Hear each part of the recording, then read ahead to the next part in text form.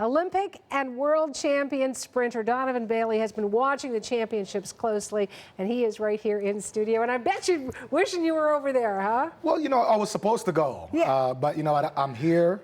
I'm with you, so I'm enjoying it. Sweet talker. But I got the best seat in the house right now, so it's pretty good. You're watching this team. They are incredible. What do you make of them? Well, incredible. I think that this is really the best seat. I'm very serious about that. This is the best seat I have now at this point in my career, because I get to see the new kids get out and dominate the world. I love the fact that there's so much potential. And the fact is that there's so much more to come. The relay guys are going to come up. Yep.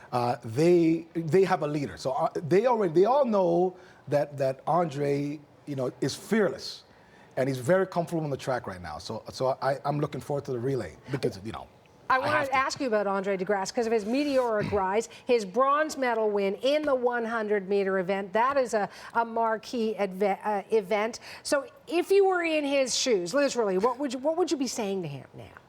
Well, you know what?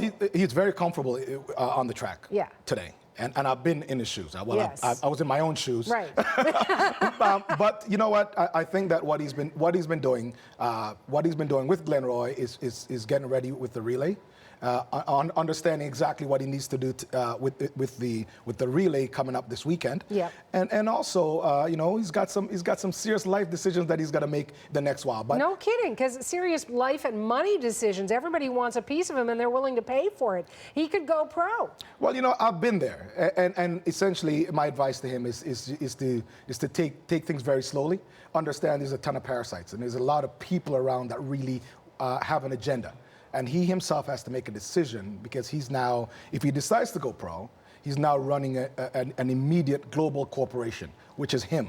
And he has to be very careful of that. But that being said, he's got a relay he's got to run this weekend, and Glenroy's got those guys very prepared, and what they need to do is to literally stay in their own lane. Yeah, exactly. One handoff at a time, and put themselves in a position to win, because in a relay, at any time whatsoever, a mistake can happen. And essentially what they have to do is to put themselves in the final and do what they have to do individually and see how it comes out. Yep, as a team. And they've also got to look ahead, I suppose. I know it's one race at a time, but they also know Rio is coming up, and they've got to keep up that momentum and motivation. And for Andre de Grasse, that's a big decision.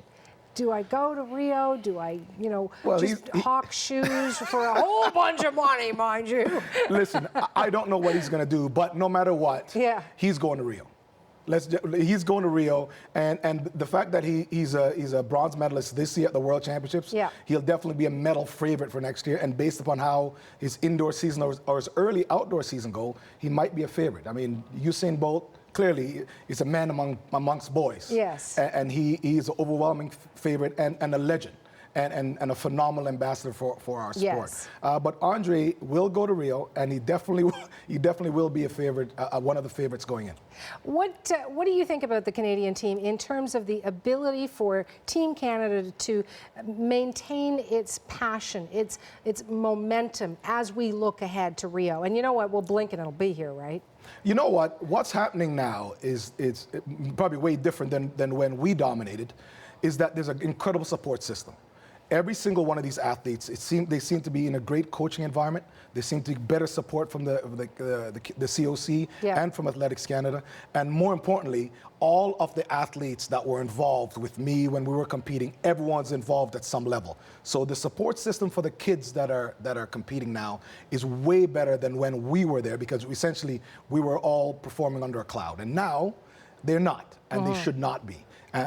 So the reason why we're here is to ensure that we create an environment for all of these kids to be as successful as humanly possible, and the fact that it's limitless to what it is that their achievement could be. And they are only humans, with the entire pressure of the country sitting on their shoulders. And every time I talk to an athlete, I always say, you know, how do you do this? Because you know that you don't want to say you got the country sitting, you know, on you here, but they do.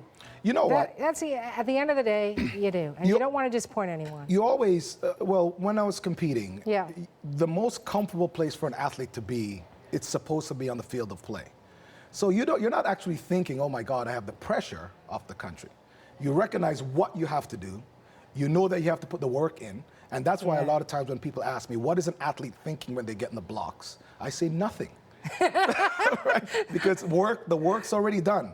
And if the work wasn't done, that's the wrong time to be thinking about anything. So these kids are quite comfortable, and hopefully they're all prepared and will be prepared, for the events that they have for the rest of the championships, and also prepare them for the Diamond League season next year. And Rio. Well, Donovan, thank you for coming into my field of play. I love having you here in studio, and thank you so much. Anytime.